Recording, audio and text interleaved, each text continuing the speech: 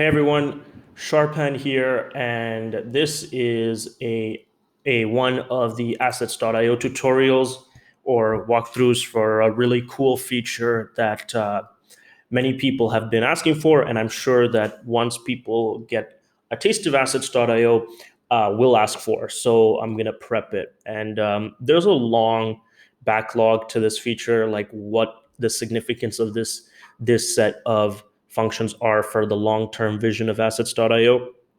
I'm going to preclude that from this video just because I want to go through it and kind of do a technical walkthrough just so you guys have a how-to video on it.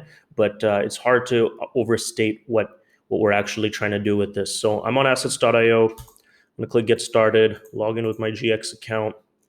And once I log in, obviously I have a plethora of wealth management, wealth transition options, but I'm interested. What I'm doing, what I do right now as a user is I want to trade. I want to swap my assets, and up until now, that's definitely we've never publicized that as a core tenant of assets.io, and really assets.io, despite its name, is not like a trading platform. It's actually we take pride in being a wealth transitioning platform, helping people manage their digital net worth.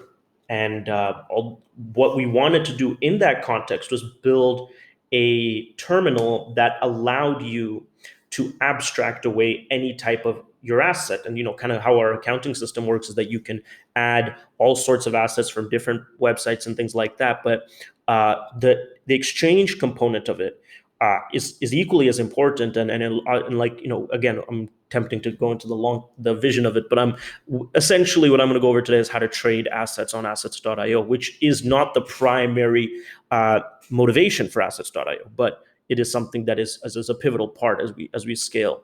So in order for me to do that right now, I can only do that between my liquid assets.io vaults, which is crypto forex.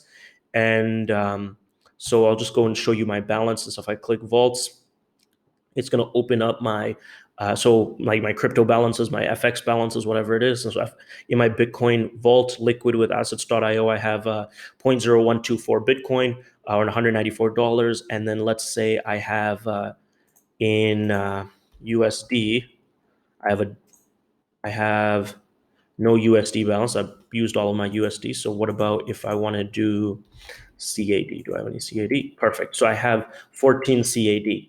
And I want to swap between my CAD and USD, and my CAD and my Bitcoin, or whatever it so may be. A lot of people have asked us, do we need to take it back to, for example, Nitrous or Instacrypto or something like that to do that? And the answer is no. It's actually more robust and more in depth, just extremely clean execution terminal that we've built into assets.io, because it's supposed to house not just these two types of crypto and fiat assets, but also many different types of abstractions. So I'm going to show you that.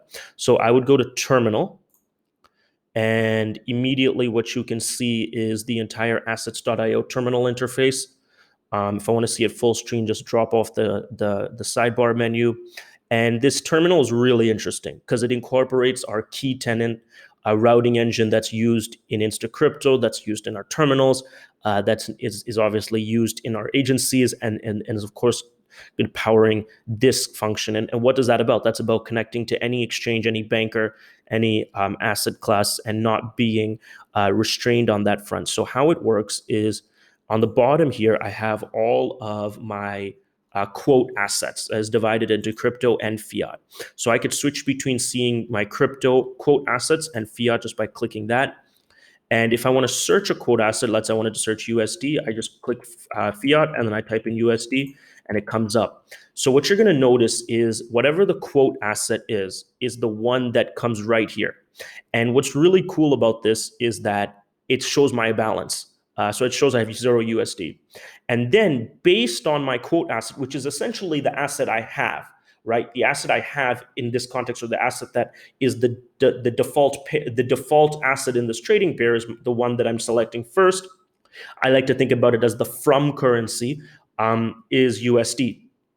Then based on that from currency, I could just type here and it's going to get me all the different USD trading pairs based on whatever our bankers, like our exchange plugins, are supporting.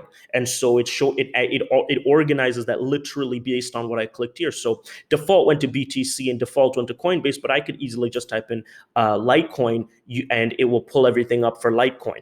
What you're going to notice is that for some of the trading pairs, the live chart isn't pulling in right now. And as you can see, it says it's still under construction. And that's simply because we're working, as you can see, on a custom chart that we've built from scratch and a charting tool. So some of the stuff that we're still configuring is not there, but that doesn't mean that you can't trade those assets. If the assets are appearing in your terminal, it is coming. It's functioning for you to work. And sometimes it actually just takes some time for the chart to load. And nonetheless, that's just if it comes up here and there's support for it, then there's no question about it. You can do the trade. I'm going to show you how. So let's just say I'm going to do the one that I said I was going to do, which is CAD. So I have CAD. I want to trade that into Bitcoin. And so I'm going to click fiat. I'm going to type in the coin I have, Canadian dollars. That's going to pull up my balance, 1482 CAD, and it's already selected for Bitcoin. And the only exchange that supports that is Global Exchange. Finding enough, had I done, for example, something like USDT under crypto, now obviously chart comes in and there is whether it's Bitcoin and there's all these other trading pairs. Because USDT is a more commonly accepted quote pair than, for example, CAD. I don't have any USDT, or else I would have done that trade. But let's just go back to fiat and go to CAD. Perfect. So CAD, BTC, which is exactly what I want to do. It already pulls my balance in 0.0124 Bitcoin is what I have in Bitcoin, $14. CAD is what I have in Canadian dollars. Now, the really interesting part, this execution box right here. This is something we spent a lot of time on. So right now you can only place market orders. Limit, stop limit, and algo we're working on it, but right now you place market orders. And the way that it works is that you select, there's a couple, it's really kind of intricate. But once you understand it, it's marvelous. Okay, what's the important thing to understand when you're placing a trade, I guess in anything, even in like Instacrypt or anything like that, is do you want to give instructions to the exchange based on the amount of money you have or the amount of money that you want in their new asset? And we have constructed our technology so that you can do either, and that the calibration of the fees happens and we give you the other one. In other words, if you have $10 Canadian and you want to know what's the amount of Bitcoin you're going to get for that you can do. You put in 10 CAD. I'm going to show you exactly how to do that. And it'll give you the Bitcoin on the other side, how much Bitcoin you're going to get, the maximum amount of Bitcoin you're going to get. What if you have 10 CAD and or forget about you have 10 CAD. What if you want one Bitcoin and you don't care how much CAD that's going to cost and you just want to know how much CAD that's going to cost? You could do that here as well. And finally, and this is the most complicated one that I'm so excited that we have, is what if you only have 10 CAD, but you want to know what is the amount that if I spend 100% of my portfolio, in that case 10 CAD, what's the amount of Bitcoin I'm going to get back? And then readjust that. So that would be like an adjustment tool. So all of that's functional here. So click market. When I click total, it's the first one that I described. I'm going to put in the amount that I have. It's going to give me the amount that I'm going to get. Perfect. Let's do that. So as you can see, it's telling me to type in the CAD amount. I'll put in 10. All right. So automatically what it's doing is it's calibrating my percentage of my holdings. So 10 CAD is 67% of my 14.82 balance. Okay. And it's also showing the USD value. It's always kind of programmed to show the USD value. And so let's say I click buy 10 CAD. So now it's getting me the exact details of this trade. And it's showing me that for 10 CAD, I'm going to get 0.0005 Bitcoin. And then I can execute this trade. And as soon as I execute that trade, it's going to recalibrate my balances and the trade is done. And the only kind of, trade successfully happened, and it refreshes always to BTC USD. I'll have that fixed, but essentially if you go back to your CAD, you'll notice that now it's $4.84 and I have more Bitcoin than I did before. So let's do the alternative action here. This time we'll do BTC CAD, which is the other way around. I'm selling Bitcoin, getting Canadian dollars. So my quote pair would be BTC And I would have to do CAD here, right there. Beautiful. So now it's CAD BTC.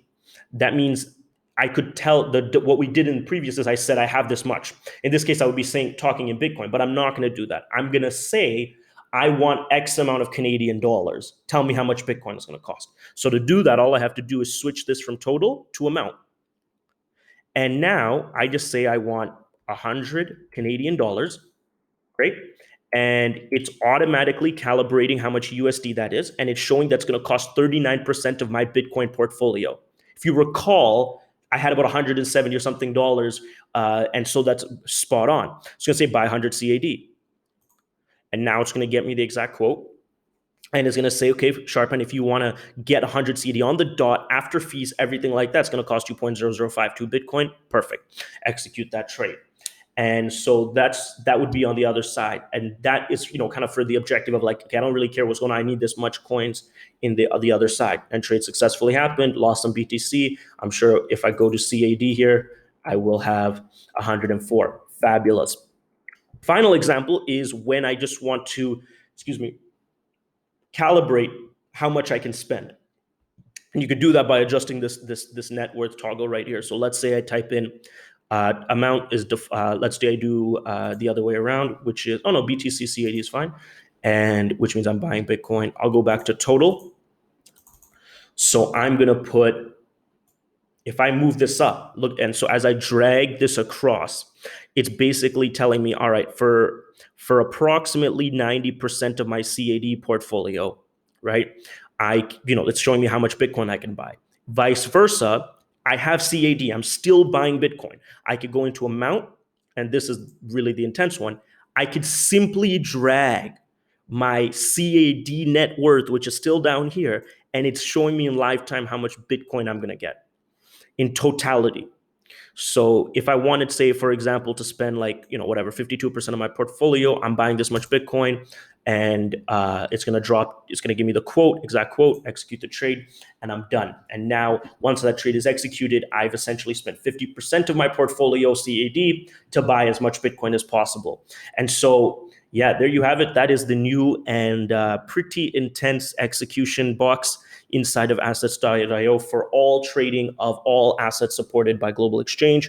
And there is a very large vision, obviously. You might have already picked it up. As you can see at the top right hand here, right now you're just trading assets, but very soon this same terminal that's built in kind of this very robust fashion will be used to trade every type of asset, including bonds, formerly known as ICE contract indexes, investment funds. And so it's really built to take a long-term approach at how to be the place for all asset exchanges.